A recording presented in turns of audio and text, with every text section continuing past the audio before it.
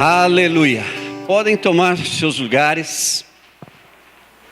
Gostaria que você já fosse abrindo a sua Bíblia no livro de Romanos, capítulo 10.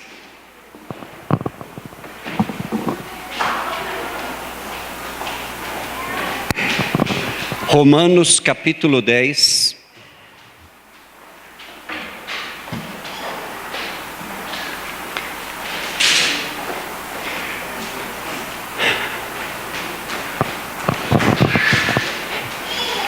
Eu espero honestamente que você tenha cantado esse último cântico com o teu coração, porque eu quero trazer para vocês hoje uma palavra de desafio. Vocês sabem, eu fui para Cuba, foi uma viagem muito surpreendente, além das expectativas, mas depois de tudo que eu vi, eu entendi por que o Júlio organizou essa viagem de uma forma. Ele esquematizou quanto a gente precisava, como a gente ia comer, como a gente ia andar pelo lugar. E antes de sair eu falei: Júlio, aonde eu vou, eu gosto de caminhar. Você não vai me colocar dentro de uma casa, me colocar lá uma grade. E curiosamente a casa dele tem uma grade na porta, né? E eu falei: eu não vou ficar aqui preso. Eu vim para conhecer as pessoas. Eu não quero ir e só ver os lugares bonitos, as coisas fantásticas. Eu quero conhecer o povo. Mas antes de eu compartilhar um pouco disso, que também não vou compartilhar todos os detalhes, eu somente vou dar um resumo das coisas, porque depois eu gostaria do desafio que nós, num futuro bem próximo, a gente tomasse um café junto, aqueles que se interessam por essas coisas. Porque eu vejo que a gente se perde, a igreja se perdeu meio nessa viagem. Quando trata de missões, a gente tem uns conceitos meio mirabolantes, muito religiosos, que não afetam e que não mudam a história. E Deus me levou a Cuba para trabalhar comigo, trabalhar com minha família. Foram 14 dias muito especiais para mim, porque eu recebi muito das coisas que eu estava angustiado. E para que vocês tenham uma ideia, em 14 dias eu falei mais do que 4 anos aqui na Aldeia da Serra. Então significa que Deus destapou meu coração. Onde eu ia eu podia compartilhar, e as coisas foram, e não somente de eu compartilhar, mas de compartilharem comigo e de ministrarem, e principalmente ministrarem sobre a minha família. E já posso dizer adiantadamente que já houve resultados. Então, foi bênção? Foi. Mas as coisas não terminam aí. Geralmente eu já participei de muitas dessas coisas, os grupos vão e vêm. E para eles que ficam lá, depois que o grupo vai, no último dia, despedida, todo mundo chora, é tudo muito bonito. Mas a vida real continua. A nossa vida aqui continua. E nós precisamos entender o que é que nós estamos fazendo com essa vida. Mas antes disso, eu gostaria que você acompanhasse aí em Romanos capítulo 10, a partir do verso 6. Eu vou ler na Nova Versão Internacional, e vocês acompanham na versão de vocês aí. Mas a justiça que vem da fé diz: não diga em seu coração quem subirá aos céus, isto é, para fazer Cristo descer, ou quem descerá ao abismo, isto é, para fazer Cristo subir dentre os mortos. Mas o que ela diz? A palavra está perto de você, está em sua boca e em seu coração. Isto é, a palavra da fé que estamos proclamando. Se você confessar com a sua boca que Jesus é Senhor, e crer em seu coração que Deus o ressuscitou dentre os mortos, será salvo. Pois com o coração se crê para a justiça, e com a boca se confessa para a salvação. Como diz a Escritura, todo o que nele confia jamais será envergonhado. Não há diferença entre os judeus e gentios, pois o mesmo Senhor é Senhor de todos e abençoa ricamente todos os que o invocam. Porque todo aquele que invocar o nome do Senhor será salvo. Como, pois, invocarão aquele em quem não creram? E como crerão naquele de quem não ouviram falar? E como ouvirão se não houver quem pregue? E como pregarão se não forem enviados? Como está escrito, como são belos os pés dos que anunciam as boas novas. No entanto, nem todos os israelitas aceitaram as boas novas, pois Isaías diz: Senhor, quem creu em nossa mensagem? E hoje a pergunta que eu já começo fazendo para você: você crê na mensagem que você tem ouvido? Quarta-feira eu comentei aqui que, por gravarem as pregações nos domingos, o canal da igreja no YouTube tem vários sermões lá. Se você puder essa semana e fazer um intensivão, vai do primeiro vídeo para cá e ouve tudo que Deus já falou, que você talvez saiu daqui, nossa, essa palavra foi para mim e tal. Mas você está crendo na mensagem? Irmão, sabe qual é o maior problema nosso? É que nós não estamos acreditando na mensagem que Deus dá para nós. A gente ouve, acha bonito, elogia o pregador, mas isso não muda a vida de ninguém. Isso não tem mudado as nossas vidas. E nós estamos aqui, domingo tras domingo, quarta tras quarta, célula tras célula, mas mudou algo na tua vida? Ah não, Deus está abençoando, eu estou crendo, mas quando? Daqui a 20 mil anos? Quando é que você vai andar com Cristo? Quando é que Cristo vai poder entrar na tua casa e fazer o que Ele bem entender, sem que você o atrapalhe? Porque nós estamos vivendo isso. E sabe, o Senhor está às portas. As crises estão aí, as coisas vão aumentar. Não adianta você colocar a bandeirinha da França no teu Facebook, porque não vai mudar a história. Porque virão outras bombas, virão mais atentados, virão mais desgraças. E não adianta a gente só curtir. Nós precisamos viver. E sabe, Deus quer que nós vivamos.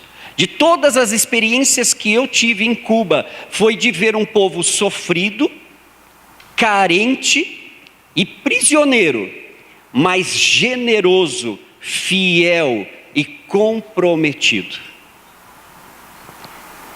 Nós estávamos aqui na porta, era 10h20, e nós ainda não tínhamos começado o nosso culto.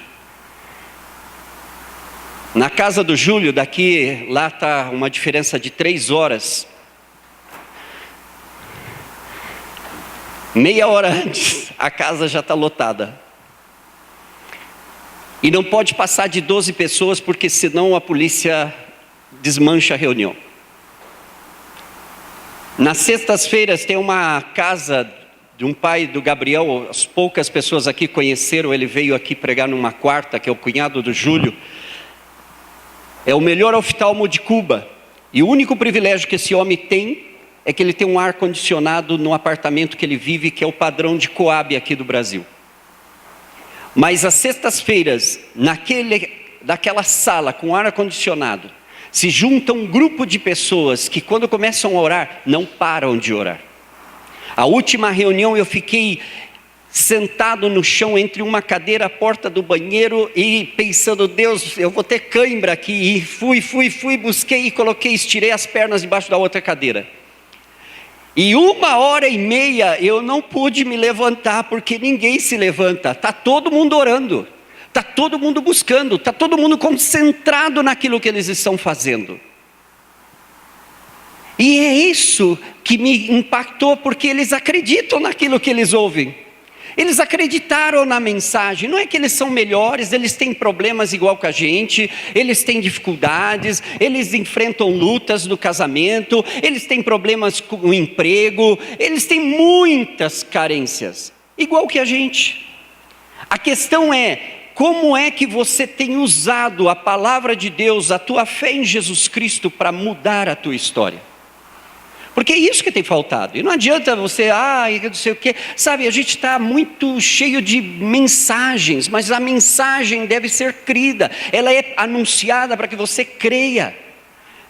Alguém vem e fala: olha, você pode se levantar, você pode ser curado. Essa mensagem é para que você tome essa palavra e você fale: é verdade, eu posso mudar, eu posso ser curado e eu vou ser curado. É isso a mensagem. Mas nós acreditamos? De que adianta? Quantos vídeos nós temos no YouTube? O sermão foi lindo, mas você já esqueceu, porque Deus falou tanta coisa para essa igreja desde há tempos. Mas nós estamos obedecendo? Não. Hoje, 10h20, nós estamos ainda meio que perdidos aqui dentro do culto.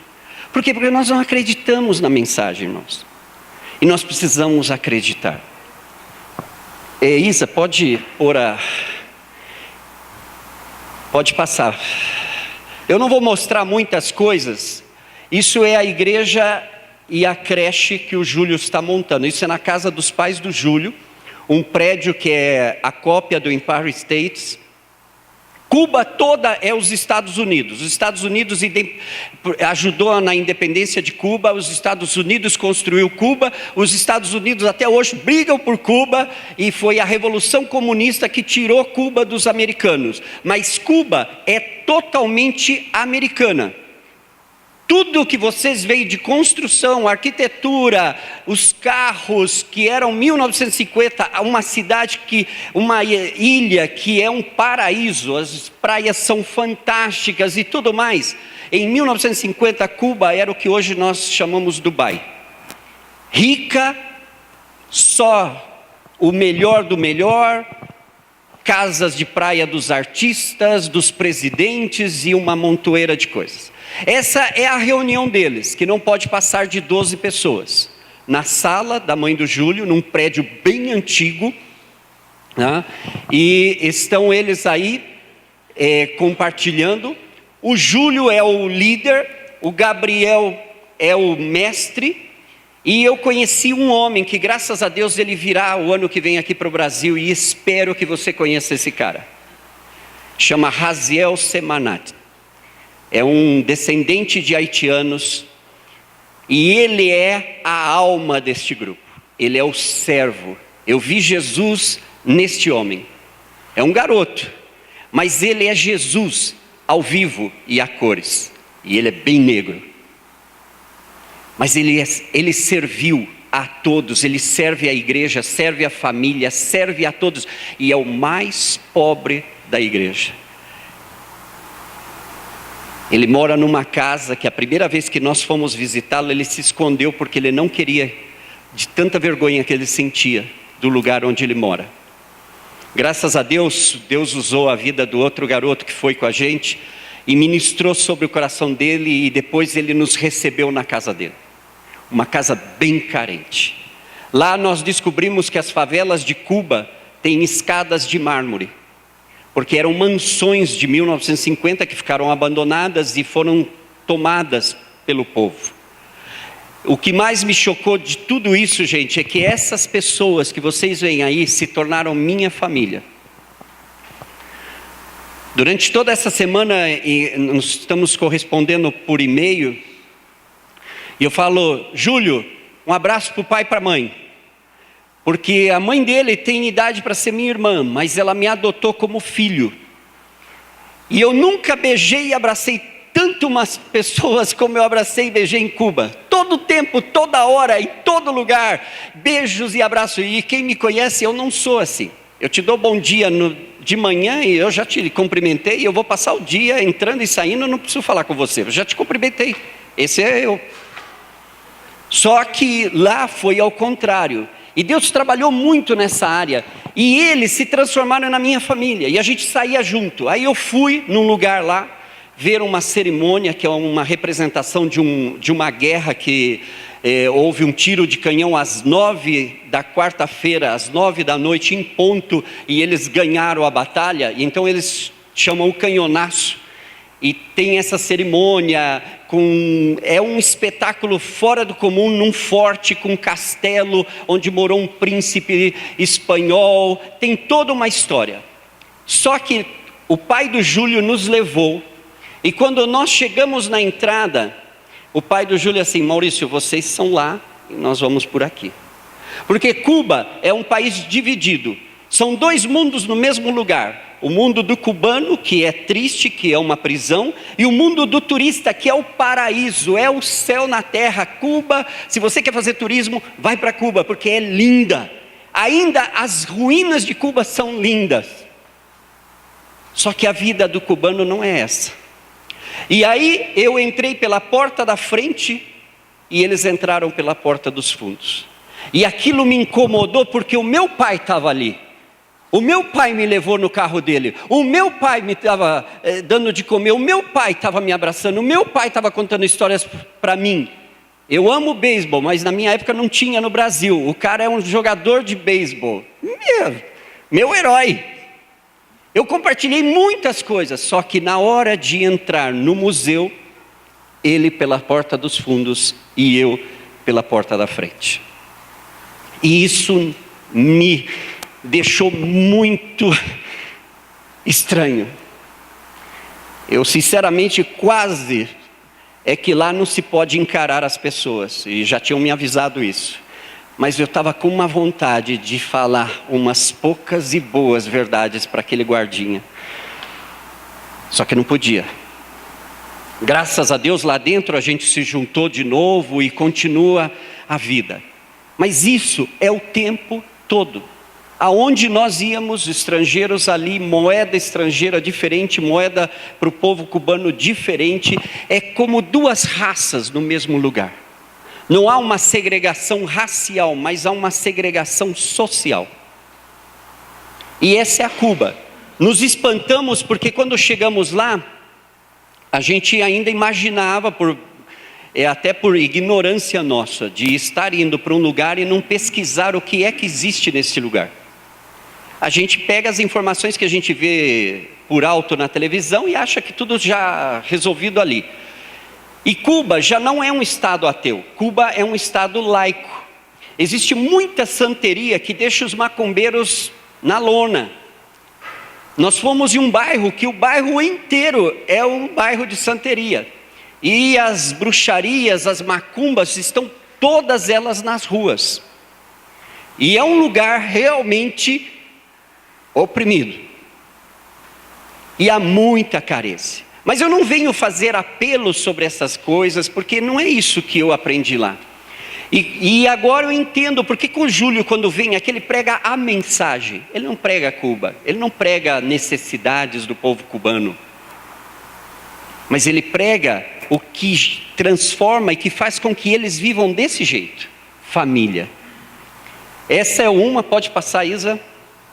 Essa é a casa do Júlio, que fica uma rua na frente da casa onde é a outra reunião. Essa é a creche, é um sobradinho.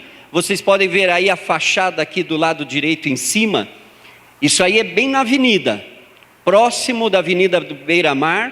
Atrás dessa propriedade, lá no fundo está a Embaixada Norte-Americana. O lugar é o segundo bairro melhor de Cuba, mas essa é a casa que o Júlio está fazendo para fazer a creche. E não é dele, é do governo. Ele herdou da avó dele e enquanto ele não falar mal, ele está lá, senão tomam isso dele. Ainda falta muita coisa. De todas as viagens que o Júlio fez e a igreja cubana, o pai e a mãe do Júlio trabalhando, eles estão construindo tudo isso aqui. Só que Cuba, gente, não é um lugar que, faltou uma torneira, vamos lá no depósito comprar. Não tem. Eu não tenho as fotos aqui e isso virá depois. Nós entramos num supermercado e o Júlio já tinha nos avisado. E nós fomos fazer a compra porque nós levamos os recursos para não faltar nada para ninguém.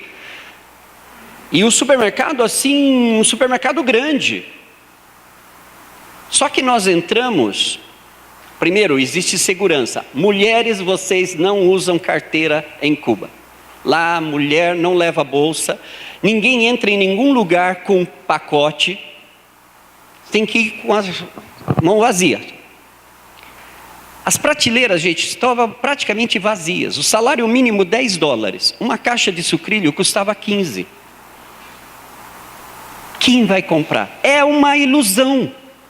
A caderneta que eles usam para falar da unidade, que o comunismo, todo mundo é igual e todo mundo tem o direito. É uma ilha da fantasia, isso não existe, ninguém vive disso.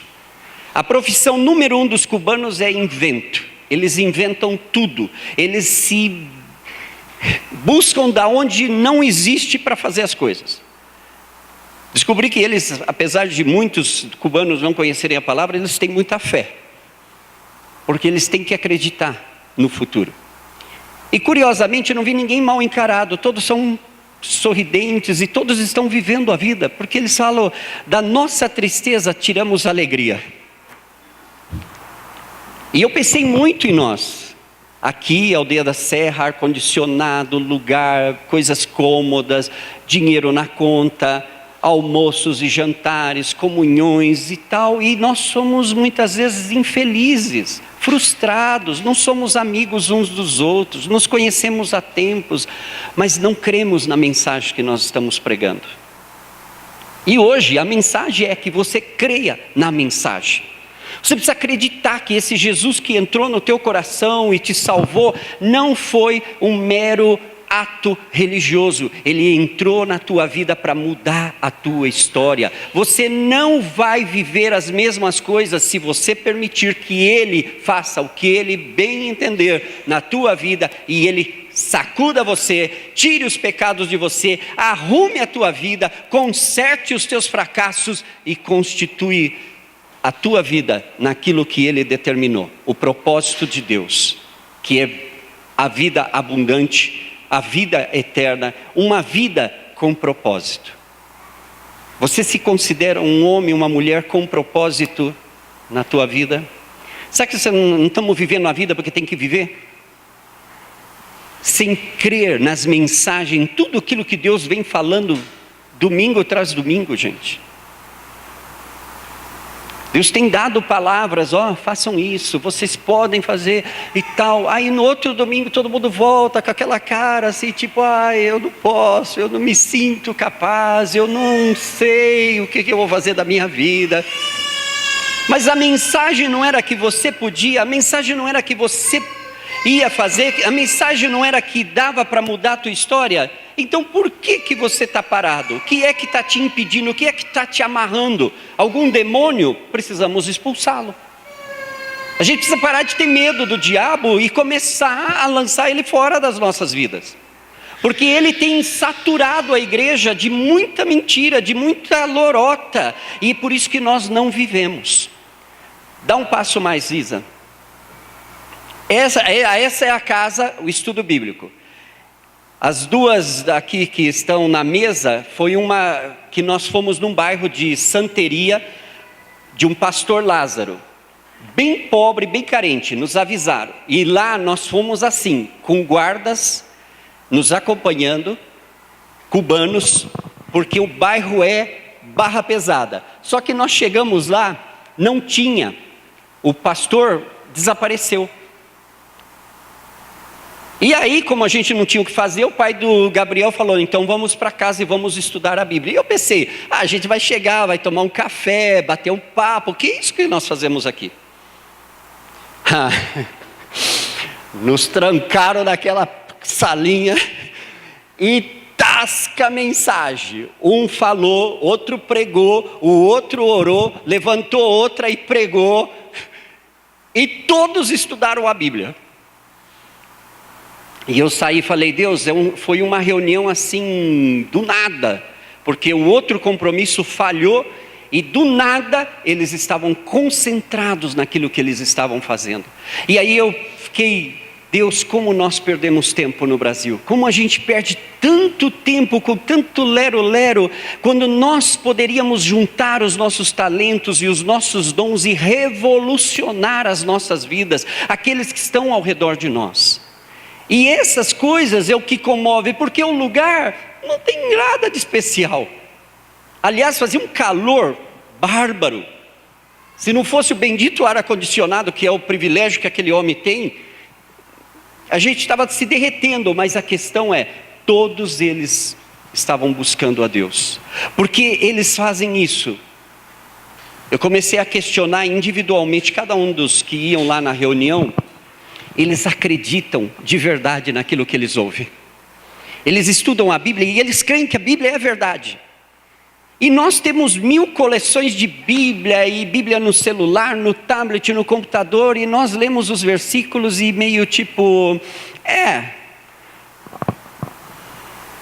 Só que a Bíblia não é o horóscopo. A Bíblia não é o jornal de notícias. A Bíblia é a palavra de Deus que vai permanecer para sempre. Céu e terra vão passar, mas a palavra de Deus vai permanecer. Essa mensagem é para ser acreditada. Por quê? Porque é a única que vai permanecer. A ciência vai desaparecer, a oposição vai desaparecer, a perseguição vai desaparecer, o mundo vai desaparecer, mas a palavra permanece, porque Deus mandou essa palavra com um propósito: mudar a nossa história, para que sejamos eternos, porque Jesus já comprou o direito, a passagem e o passaporte já estão carimbados. Agora o problema é, você quer embarcar? Porque você pode estar no aeroporto com a passagem, o dinheiro, o passaporte, tudo em ordem, e chegar lá na hora, ficar com medo e desistir e voltar para trás, com as tuas malas. E é isso que nós estamos fazendo. Nós viemos aqui à igreja, a gente veio com os nossos problemas, aí a gente deposita aos pés do Senhor, mas aí parece que antes de chegar naquela porta, a gente bate um arrependimento e fala, ai não, por que eu deixei ali? Não, eu vou levar de novo para casa. E a gente outra vez pega o fardo e continua levando. Quantos de vocês não estão fazendo isso constantemente? Aí no outro culto você fica, não, dessa vez eu vou lá e eu vou deixar lá, eu nem vou olhar para trás. Aí você vem com aquela fé e tal, aí você joga aqui, tal, termina a oração, aí você fala, mas é melhor eu dar uma revisada, então não, eu vou levar, e outra vez você leva o problema para casa. E é por isso que nós estamos nesse sobe e desce da vida. Pode ir, Isa. Essa é a Havana. Essas fotos aí do centro, é Malecón, que é a Avenida Beira-Mar, um lugar lindo, fora do comum, com muitas bandeiras. Tive a oportunidade de orar por Cuba assim, de uma maneira livre, ainda que a polícia ficava rodando, mas você pode adorar a Deus já em Cuba, em praça pública. Você não pode pregar, não pode fazer proselitismo, mas você pode exercer a tua fé livremente, livremente entre aspas, sem muita liberdade. É um livremente assim, nós levantamos mãos, nós oramos. Nessas do meio aqui, o Júlio profetizou para cada um de nós. E aconteceu algo muito curioso lá.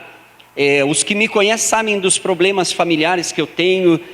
E o Júlio se levantou, eu tinha ido a quase 1 quilômetro daí a orar por uma bandeira de Cuba. E Deus tinha me dado uma palavra sobre Cuba. E eu voltando, o Júlio já tinha orado com todos eles. E o Júlio falou, fica aqui na escada. E o Júlio lançou uma palavra tão fulminante sobre a minha vida e a vida da minha família, que desde o dia que ele orou isso, todo lugar que eu fui, as pessoas ministravam sobre a minha família. Mas as pessoas que ministraram não conheceram, não estavam lá, não ouviram a profecia. Mas a fé é o que move as montanhas, é essa fé. E isso me deu certeza de ter alguém que nossa, eu posso confiar. Quando eu compartilhei, porque a gente o conhece aqui há muito tempo, mas como ele viaja, sempre o assunto é de ir, que vai para o aeroporto, que vai pegar, que vai chegar, que vai pregar. Conversamos sobre isso, mas não falamos da vida. E lá eu tive a oportunidade de compartilhar a minha vida. E quando ele escutou, ele falou, não acredito que você está aí. Eu vou tomar a tua história. E não vou arredar o pé até eu ver a tua vida transformada. Você quer saber como eu me sinto hoje? Totalmente coberto. Essa semana já aconteceram várias coisas e manda tasca e-mail para lá. E é difícil, porque eles não podem. O único que pode receber e-mail assim com mais facilidade e que pode ler assim com mais facilidade é o Gabriel. Porque tem intranet na casa dele. É o mais conectado também. Eu mal dei uma informação aqui, eles já estavam levantando um clamor lá, e eu falei, nossa Deus, isso é verdade? Mas o tempo que eu fiquei lá, gente, era todo essas coisas. A gente estava ali a passeio, mas todos eles, em todos os lugares, oraram. A primeira foto é o lugar onde eu e esse barbudinho aí, Marcel, que tem sido bênção agora na minha vida, nós nos hospedamos. É uma casa, nós alugamos os quartos lá e ficamos. Essa mulher é uma cristã meia-meia. Ela não frequenta a igreja, mas acredita em Deus. Frequentou a igreja, mas aí os filhos foram para fora de Cuba. E ela é muito solitária. E ela aluga para os estrangeiros. E estávamos lá, primeiro dia ela deu desconto para a gente, porque é amiga da mãe do Júlio. E outra coisa assim que foi lindo escutar dessa mulher. Ela falou, a mãe do Júlio, antes de ir para a igreja, era mais cristã que os cristãos que estavam na igreja. E eu falei, uau! E nossa, agora eu posso dizer assim orgulhosamente, minha mãe é 10. Minha mãe Helena é uma mulher realmente que vale a pena. A humildade, ela renunciou a tudo, é uma engenheira química que está dando sangue pela obra, por aquela casa. Ela faz almoço para dar comida para os pedreiros, porque não tem dinheiro para pagar o pedreiro. Ela sustenta muita gente e ela está dando tudo. Mas o que ela tem? Nada. Ela tem compartilhado, e essa compaixão e essa generosidade é o que realmente mudou. É por isso que nós nas fotos, muita gente, ontem uma irmã falou assim, ai Maurício, você está feliz? Eu falei, como não ser feliz no lugar daquele? Eu me senti no paraíso, eu estava bem, as pessoas me acolheram, me receberam, não foi um lugar, uma guerra e nada, foi ótimo. Em todo lugar onde a gente andava, a gente estava orando e cantando e tal. E essa mulher lá da pensão, terceiro dia ela falou, olha, vocês são bênção aqui. Desde que vocês chegaram, eu cheguei do México. Ela é cidadã mexicana por causa que um filho trabalha em Cancún e a filha mora na Suíça. Os dois são músicos cubanos. E vocês chegaram e começaram a ver, eu tenho reserva até o ano que vem, e vocês vão ver. E aí ela não tinha todos os recursos, ela tem aquilo para sobreviver. E essa mulher tem essa casa mais ou menos bonita, a foto aí ficou bonitinha. Porque ela é casada, com um cunhado, ela casou com o irmão do terceiro general de Cuba. É Fidel, Raul e Almeida. E ela casou com o irmão do Almeida, que já faleceu. E é isso que ela tem, porque casou com o terceiro general de Cuba. E um privilégio. Deram para ela o direito dela alugar os quartos que ela tem para os estrangeiros. Ela paga imposto para fazer isso. Então ela vive disso. E ela começou, combinado, pagamos o quarto e o café da manhã. Essa mulher, a gente saía, calorão de Cuba. Cada hora que a gente chegava, 2, 3 vezes, ela estava lá, não, vou preparar um cafezinho, eu vou fazer um suquinho para vocês. E ela nos tratou como se fosse a nossa avó. E isso foi até o último dia. Como a Mariana, a menina, ficou hospedada na casa dos pais do Júlio, ela marcou um almoço para a gente, nos convidou, preparou um almoço especial, não tendo a comida em casa, mas preparou o almoço, nos serviu. No último dia, a gente já preparando a mala, ela foi no quarto e falou assim, eu preciso orar por vocês. E é uma crente meia boca.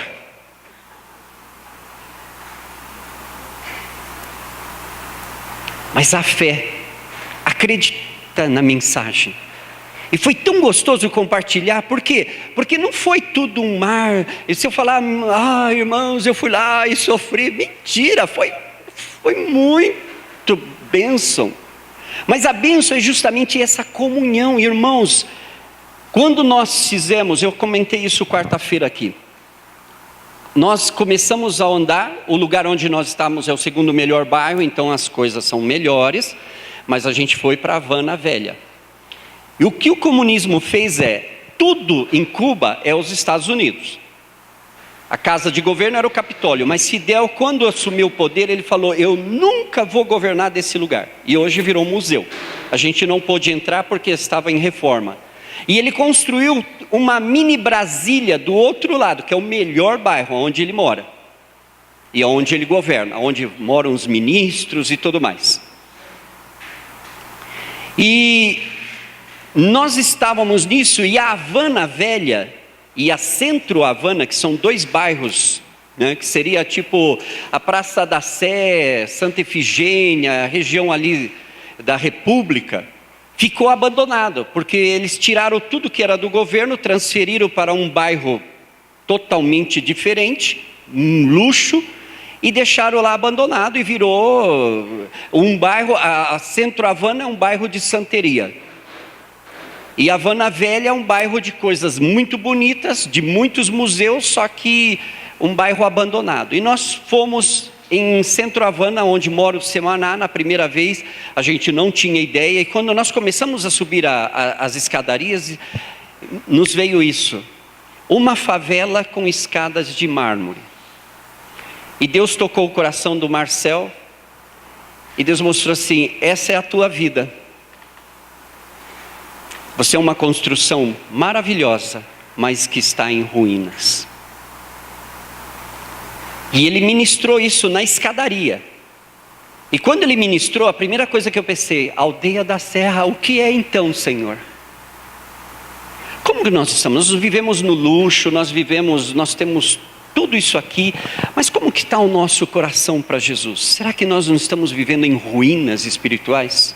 Será que eu e você não estamos sendo assim, fingindo?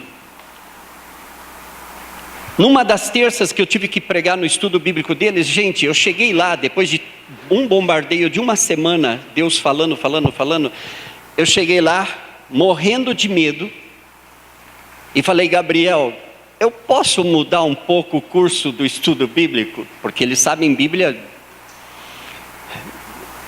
de cor salteado, e eles são muito mais conhecedores do que eu.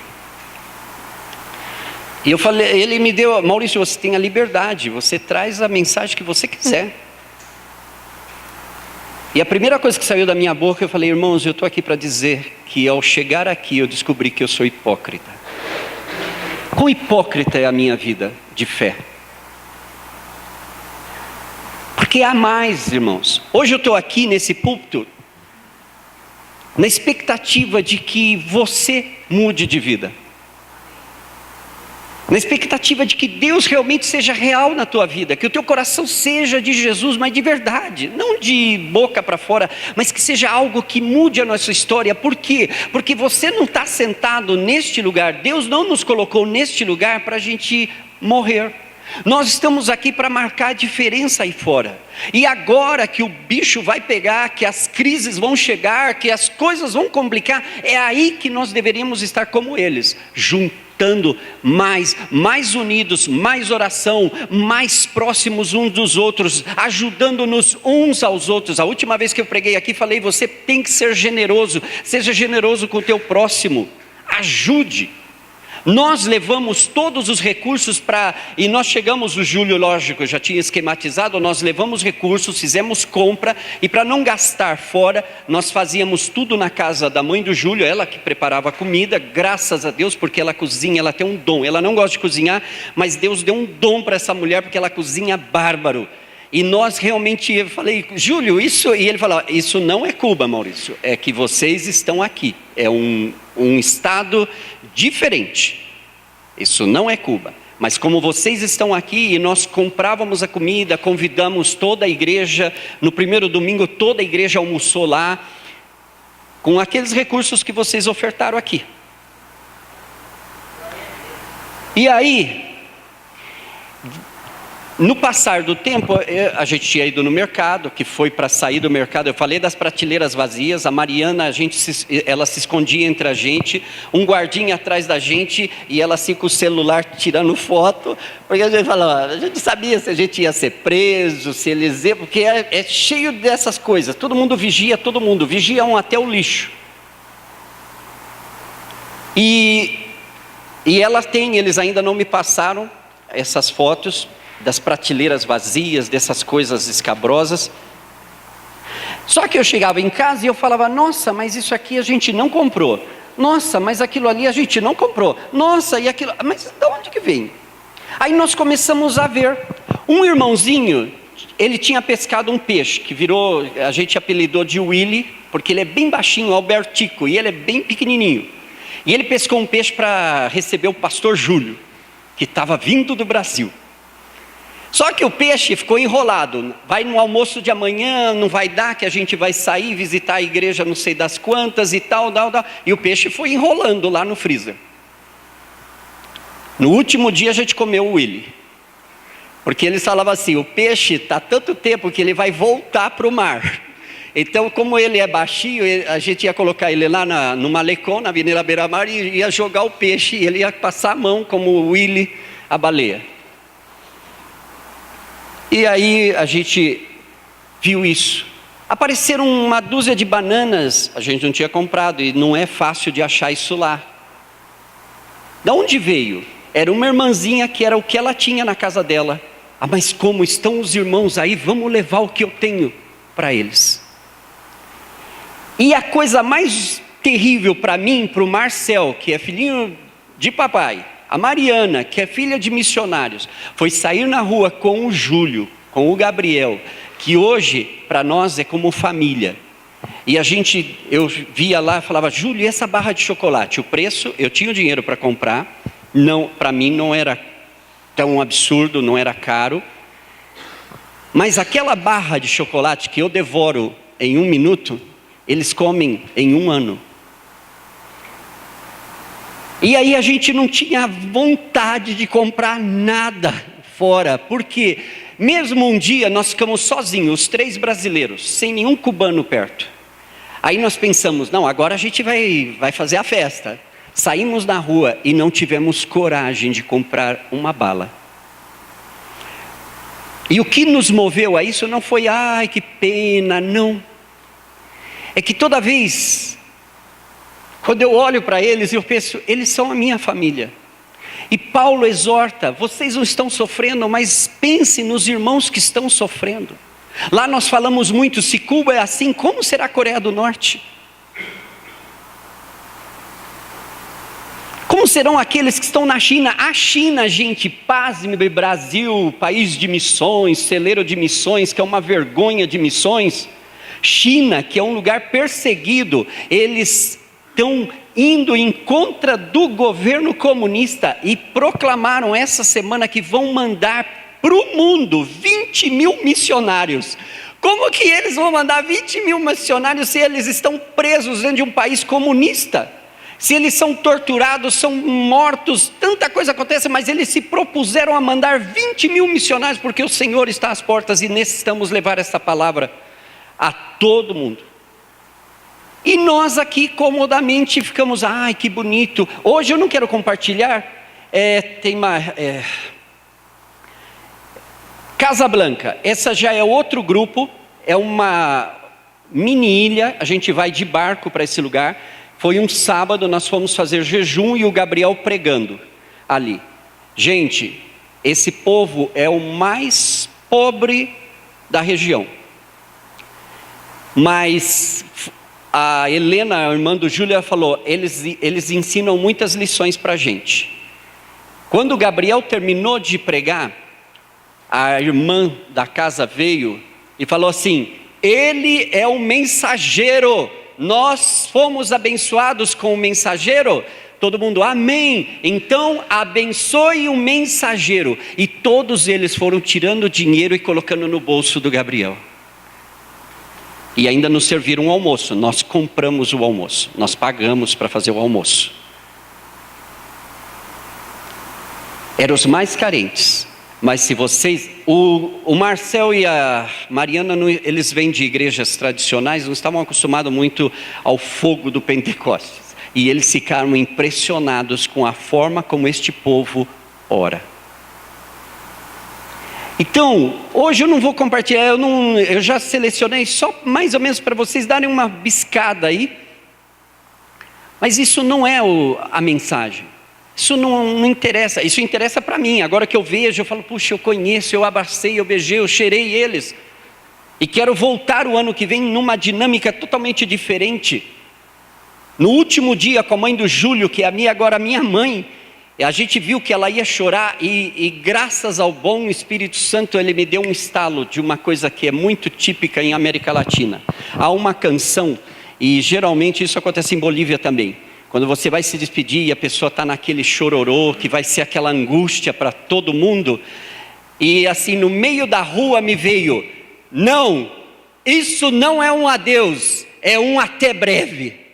E mudou o curso da história, graças a Deus. Isso foi a minha experiência. Deus está trabalhando, está mexendo com o meu coração. Mas a mensagem que eu quero trazer para vocês é que como as pessoas vão ouvir, se nós que conhecemos a mensagem não somos praticantes da mensagem. Se nós que estamos aqui no conforto, depois eu quero realmente falar se você se interessa, é por isso que eu não quero compartilhar agora, eu quero sentar com você e explicar as coisas. Sabe, nessa coisa das ofertas, eu não vou dar relatório, no particular sim, mas aqui não. Mas eu quero mostrar como que as coisas funcionam no reino. A Mariana, ela tem amigos milionários. A pessoa que mais investiu na Mariana foi uma menina, uma adolescente, que deu tudo que ela tinha na poupança para Mariana. E os amigos milionários, não sei o que fizeram. Nós aqui recolhemos dessa cestinha que vocês colocaram, que eu até meio na última pregação falei, vocês têm que saber se vocês estão investindo, vocês têm que saber o que é que vocês estão fazendo. Não é só jogar dinheiro, isso não funciona em missões. Missões funciona com oração, com desejo, com o intuito de querer ir. É muito mais do que jogar uma oferta e falar, eu já fiz a minha caridade. Não é assim que funciona. O reino de Deus não funciona nesse esquema. E também não funciona aquilo, eu quero dar $1 milhão. Não dê $1 milhão. Deus precisa de R$5, não de $1 milhão. É melhor R$5 fiéis do que $1 milhão infiel. Nós juntamos aqui nas cestinhas R$1.397. 2 irmãos da igreja cobriram R$1.335. Praticamente a metade. 2 irmãos. A cota do Júlio para a gente sobreviver lá, pagar a pensão, pagar a comida e andar e pagar os táxis e tudo mais era de $600. Eu saí aqui com $650. A igreja dos 2 garotos supriram um pouco mais. Nós pensamos, o Júlio trocou $100 para nós, foi 96 CUC, o dinheiro dos estrangeiros. E nós não conseguimos gastar desse dinheiro para nós. E aí no último dia nós já tínhamos decidido, sabíamos que todo o dinheiro do ministério ia ficar em Cuba. Nós juntamos todo esse dinheiro. Eu tenho detalhado isso, foi algo maravilhoso que aconteceu. Nós estávamos lá na pensão onde nós estávamos, nos levamos a Mariana. E tinha um jantar à noite, o Júlio preparou lá uma comida para despedir a gente. E nós ficamos no quarto e colocamos todo o dinheiro que a gente tinha no colchão. E não tínhamos envelope lá, pegamos umas sulfites, grampeamos e marcamos, nós vamos ofertar tanto na vida dessa pessoa, tanto na vida dessa pessoa. Uma das pessoas que mais nos impactou e que vocês possivelmente vão conhecer, que é o Semaná, ele realmente é diferente. É uma pessoa assim, deixa todos os demais só na teoria. Ele é a prática do Evangelho. E aí ele foi o mais tocado por nós, mas a gente dividiu. E nós já tínhamos um cálculo, me sobrou tal. No último dia de pagar o almoço nessa Casa Blanca e tudo mais, eu tinha 20 CUC no bolso. Que eu pensava, agora eu vou na feirinha, compro umas bugigangas de Cuba para dar lá um souvenir de Cuba para minha família, para os irmãos. E na hora eu olhei, a feirinha era atrás do prédio. E a gente assim, vocês vão sair para comprar alguma coisa? Não. Pega, toma isso aqui. Aí a gente, bom, vamos dar tanto para cada um. Aí a gente pegava e contava. Não, gente, está errado, vamos contar de novo. Contava de novo. Bom, resumo dessa história. Nós deixamos de oferta para várias famílias $830. Isso é o dinheiro que você deu aqui. Esses irmãos contribuíram e entregaram nas minhas mãos. Agora, por que eu estou dizendo isso? Não é a quantidade, gente. É a fidelidade. A fidelidade do que a gente quer. A gente quer fazer missões, a gente quer sustentar, a gente quer fazer 1000 coisas, mas Deus está buscando fidelidade. E essa fidelidade não existe porque eu não estou crendo na mensagem. Hoje, eu quero que você já se coloque de pé, vamos terminar. Ninguém vai sair daqui depois do meio-dia. Creia na mensagem que Deus coloca no teu coração. Creia na mensagem. E sabe, irmãos, não espere vir uma pressão, uma perseguição, não espere vir uma doença, não espere vir um problema para você correr para a igreja e orar e buscar de Deus. Corra para a igreja para apoiar aqueles que já estão lá quebrados e que precisam de apoio. E sabe, eu quero desafiar vocês. O Jairo exortou vocês semana passada sobre dízimos, fidelidade no batismo, fidelidade e compromisso com a igreja. Hoje eu quero que vocês sejam desafiados a ter fidelidade com Jesus Cristo. Se Ele é o Senhor da tua vida, então o dia do Senhor é o dia dEle, e dê prioridade para Ele. Por que você chega tão tarde? Porque você ficou no baile, na festa, no aniversário. A gente fica. Eu cheguei ontem aqui na igreja às 2 da manhã, porque eu fui num jantar, bater papo com os irmãos. Mas isso não impede de que eu venha e cultue a Jesus Cristo. Isso não impede que nós estemos unidos. E sabe que nós precisamos aqui? Sabe que a aldeia está precisando ver que a gente está unido no mesmo propósito. Nós precisamos nos unir e nos amar e nos fazer família. Olha para o irmão que está do teu lado e saber quem é ele. Não é aquele, eu sei, como chama? Nem lembro. O dia que eu fui levar a palavra do estudo bíblico, aconteceu algo curioso, porque eu tinha visto muita gente assim, tipo no tapa, né? Assim, esse é fulano, tá, e tanta gente beija e abraça, e toda aquela coisa, e sai para um lado, e visita, e ora por casa, tal, foi bênção. Aí no dia que eu fui ministrar, foi tão curioso que eu sabia o nome de todos eles. E mencionei o nome um por um. E você, que está fazendo com Jesus? E você, e você, e você? E eu sabia.